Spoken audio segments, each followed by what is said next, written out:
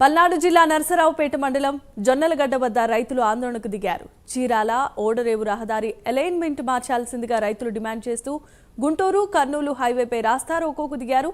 ఈ క్రమంలో రైతులకు పోలీసులకు మధ్య తీవ్రమైన వాగ్వాదం చోటు చేసుకుంది.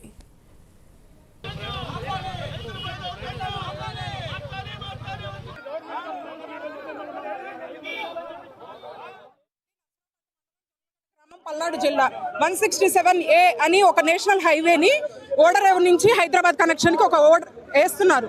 దానివల్ల మాది నరసరావుపేట మండలం. నరసరావుపేట ఇప్పుడు ఏదైతే ప్రపోజల్ తీసుకొస్తున్నారో రోడ్డు పక్కన, ఆ రోడ్డు నరసరావుపేట టౌన్ కి జస్ట్ 1 కిలోమీటర్లో ఉందండి.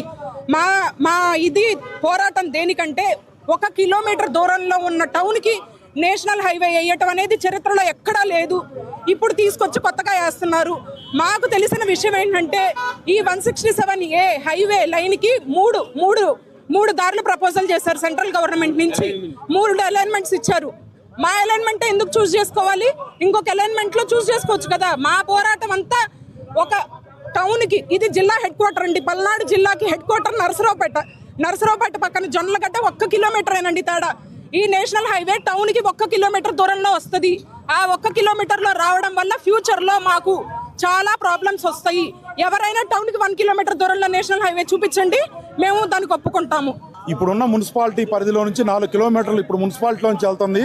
ఇప్పుడు జిల్లా హెడ్ క్వార్టర్ అయింది. మొత్తం ఇప్పుడు వేసే రింగ్ అంతా కూడా ఇది రోడ్డు పనికిరాదు. ఇది 4 ఇయర్స్ తర్వాత అసలు పనికిరాదు ఈ రోడ్డు. రైతులు ఇప్పుడు ఎకరం 5 నుంచి 7 కోట్లు ఉంది ఎకరం. ఇది కావాలని నలుగురు రియల్ ఎస్టేట్ వ్యాపారస్తుల కోసం ఈ రోడ్డు వేస్తున్నారు. ఈ రోడ్డు అలైన్మెంట్ మారవాలని మా రైతులు